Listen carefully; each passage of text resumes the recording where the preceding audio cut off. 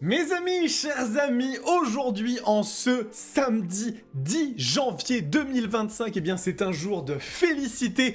Énorme breaking news qui vient juste de tomber et qui concerne quelque chose que vous, moi et toutes les motardes et tous les motards de France pratiquent depuis très longtemps. Il s'agit de la circulation interfile. Cette pratique qui découle du bon sens et qui nous permet à nous, motards et autres usagers de deux roues motorisées, eh bien, de se déplacer avec une liberté que n'ont pas les autres utilisateurs de la route. Et cette pratique qui semblait être menacée, puis reconduite dans son expérimentation, eh bien se voit enfin gagner ses lettres de noblesse, puisque ça y est les amis, c'est officiel, la circulation interfile est désormais légale en France, et je vais vous en parler. Bonjour tout le monde, j'espère que vous allez bien. On se retrouve dans une édition spéciale Breaking News, Alerte News de Moto Bistro, votre émission consacrée à l'actualité du monde de la moto, et j'ai toujours mon magnifique tenue technique, sous-vêtement technique furigant, j'adore le porter. Mais je vais vous parler bien évidemment d'une news extrêmement importante, cette fameuse CIF, cette circulation interfile.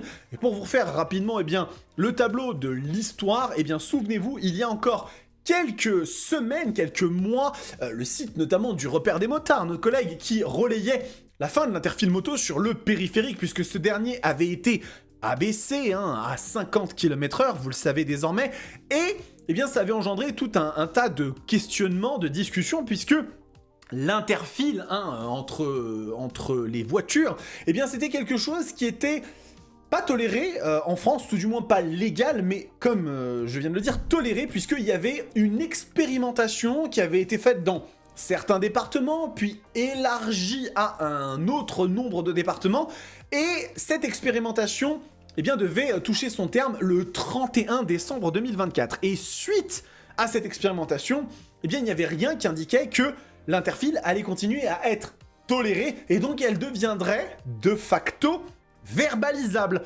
Et donc autant vous dire que ça aurait provoqué énormément de problèmes à plein de niveaux, que ce soit sur le périphérique parisien, puisqu'il aurait fallu tout simplement suivre les voitures derrière et devant, augmentant énormément les risques d'accidents et d'accidents graves, mais surtout entravant la liberté non seulement des utilisateurs de deux roues, mais aussi des utilisateurs de voitures, puisque, pas la peine de vous faire un dessin, si vous rajoutez 30, 40, 50 000 de roues sur les fils de circulation normale, vous augmentez les bouchons par 2, par 3, par 4, donc autant vous dire que le périphérique parisien qui est déjà bien chargé, ça aurait été l'enfer.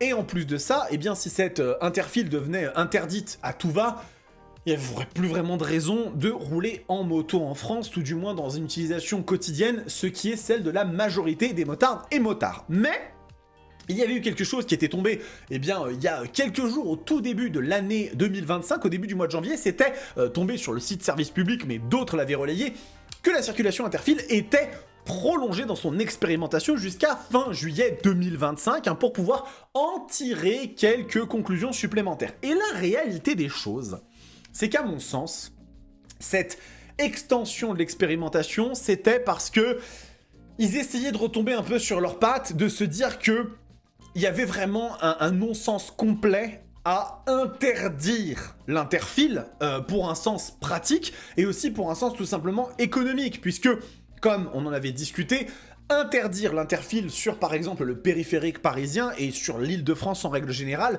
amènerait un nombre extrêmement élevé d'utilisateurs de deux roues à simplement se séparer de leurs deux roues, à arrêter de circuler en deux roues et aussi à empêcher de futurs motardes et motards d'acheter une moto. Et donc, en termes économiques, autant vous dire que c'est pas foufou. Et en plus de ça, bien évidemment, l'interfile en tant que tel, elle ajoute de la praticité, mais elle ajoute aussi de la sécurité. Comme je vous le dis, sur le périphérique parisien, il y a des accidents assez réguliers, des accrochages légers entre véhicules, entre automobiles, mais si vous mettez un motard au milieu de ces automobiles, les risques en termes de sécurité sont quand même bien plus élevés. Et donc, aujourd'hui, officiellement, alors qu'on s'attendait à ce que cette expérimentation continue encore plusieurs mois jusqu'en juillet 2025, c'est la Fédération française des motards en colère qui relaie avec, j'en suis persuadé, un énorme plaisir, et nous aussi on a beaucoup de plaisir, que ça y est, le bon sens a gagné Après 26 ans de combat acharné pour faire reconnaître une pratique déjà bien ancrée, bien évidemment, la circulation interfile devient enfin légale en France. Une avancée majeure qui marque une étape décisive dans le partage de la route et la sécurité des usagers. Retour sur cette victoire du bon sens et les règles qui l'encadrent. Donc, cette circulation interfile qui était déjà pratiquée par de très nombreuses motards, des motards étaient jusque-là dans une zone grise juridique, comme je vous l'avais dit, qui était souvent tolérée, rarement sanctionnée, puisque en fait, ce qu'il faut savoir, c'est que l'interfile, c'était une pratique qui, étant tolérée, pouvait néanmoins être sanctionnée par les forces de l'ordre pour des motifs aussi obscurs que divers. Ça pouvait être vitesse excessive, ça pouvait être dépassement par la droite, enfin, il y avait vraiment absolument aucun sens. Et c'est vrai que rares sont les motards dans mon entourage, et vous me direz dans les commentaires si vous connaissez beaucoup de personnes et si vous-même avez déjà été verbalisé pour une pratique de l'interfile, on va dire, raisonnable, pas à rouler à 150 entre des voitures immobiles, mais vraiment la pratiquer de façon raisonnable. Et donc, eh bien, la FFMC nous dit qu'après presque 10 longues années d'expérimentation, cette légalisation apporte une reconnaissance officielle à une pratique qui contribue bien évidemment à fluidifier la circulation et à réduire les embouteillages. Mais l'impact va bien au-delà, et ça c'est quelque chose qui est extrêmement important que la FFMC relaie, mais dont je vais vous parler moi-même, c'est qu'en fait, la pratique de l'interfile devenant officiellement légale, il va être possible dans les moto-écoles de sensibiliser, de former les motardes et motards à rouler en interfile de façon responsable, de façon sécuritaire, de façon adaptée. Et ça, c'est un énorme triomphe, c'est une énorme victoire parce que aujourd'hui, il y a beaucoup de choses. Moi, je trouve, sincèrement, je vais être honnête avec vous, je trouve qu'aujourd'hui, le passage du permis moto est beaucoup trop light sur des choses qui sont hyper importantes. Sur l'entretien de sa moto, sur savoir comment faire certaines choses. Je trouve que la formation du permis apprend à manipuler une machine dans des conditions qui sont très souvent extrêmement abstraites, parce que, excusez-moi, mais passer entre des plots, moi, ça m'a pas servi jusqu'à aujourd'hui à grand-chose sur une moto, mais il y a certaines choses qui devraient être intégrées. Et typiquement, la circulation interfile devenant officielle, c'est quelque chose qui fait partie du quotidien de la grande majorité des motards.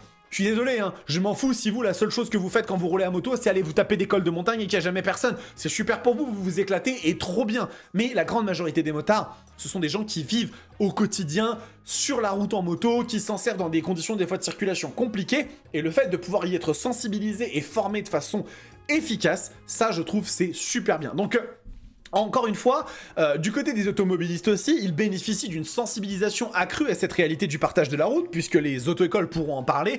Comprendre comment réagir face à un deux roues motorisé en circulation interfile est essentiel pour la prévention des accidents et limiter les incompréhensions et les tensions entre usagers. Donc ça, c'est très très bien. Et du coup, eh bien, il y a une réglementation. Et cette réglementation, eh bien, c'est très important de revenir dessus parce que, en fait, vous le savez, normalement, cette circulation interfile, elle était réglementée dans le cadre d'une autoroute ou route avec un minimum de 2 fois 2 voies, dans laquelle la vitesse était de 70 km/h minimum. Mais quid du périphérique parisien ? Le périphérique parisien a été abaissé à 50 km/h. Ça veut donc dire que la circulation interfile devient officiellement légale partout sur le territoire, sauf sur le périphérique ? Eh bien non. Eh bien non, il semblerait que, même sur le périphérique parisien, l'interfile devienne officiellement légal, et il y a quelque chose qui, l'explique très très bien, c'est le journal officiel de la République. Regardez ici, vous avez le texte un petit peu, très officiel, et quand on regarde un petit peu ici, eh bien on voit que on est sur donc des choses séparées par un terre-plein central, doté d'au moins 2 voies chacune, dont la vitesse maximale autorisée soit supérieure ou égale à 70 km/h, soit abaissé localement par décision de l'autorité de police locale de la circulation. Et ça, eh bien, c'est la ligne qui donne la victoire de la circulation interfile directement sur le périphérique parisien. Et ça, c'est super, super bien. Ce qui veut dire que non seulement à partir de maintenant, on va pouvoir pratiquer l'interfile de façon tranquille d'esprit, on va pouvoir avoir la conscience tranquille de pratiquer cette circulation interfile, mais en plus de ça, on va pouvoir y être sensibilisé au mieux dans les moto-écoles, et les personnes avec qui on partage la route, les autres usagers, eux aussi vont y être sensibilisés, et vraiment, ça, c'est une énorme victoire. Je suis vraiment hyper content de cette annonce. 2025 commence quand même plutôt bien, les amis, je vais pas vous le cacher, je suis content en fait des annonces qu'on a. KTM, ils font des trucs quand même plutôt cool. on est sur une année qui s'annonce bonne pour le monde de la moto, ça fait extrêmement plaisir. Si maintenant, dans la région parisienne, Île-de-France, les élus de la mairie de Paris commençaient à mettre l'emphase sur les deux roues motorisées en faveur par rapport aux automobilistes, en faisant comprendre que rouler à moto ou en scooter, on n'est pas trop fermé, on accueille tout le monde à bras ouverts, c'est quand même bien plus simple, quand même bien plus sécurisant et même mieux en termes de pollution que les automobiles, et qu'on favorisait un petit peu plus les deux roues motorisées en leur donnant peut-être une priorité dans la ville de Paris, ce serait super. Mais écoutez, chaque jour sa victoire, chaque jour sa peine, et là je suis super content. J'espère que cette petite vidéo vous a plu, j'ai essayé de vous l'apporter en avant-première, j'avais fait une petite story aujourd'hui sur Instagram. Je suis toujours dans les cartons de mon déménagement, donc il y a une possibilité pour que pas de débrief de news dimanche et surtout pas de vidéo longue lundi. Je vais voir ce que je peux faire, mais bon, c'est un petit peu compliqué. En attendant, dès qu'il y a des breaking news comme ça hyper importantes, je vous les apporte, bien entendu. Et bien, vous avez plein de contenu qui vous attend sur la chaîne en dehors de ça. Donc en attendant, prenez soin de vous, kiffez vos bécanes. Ciao!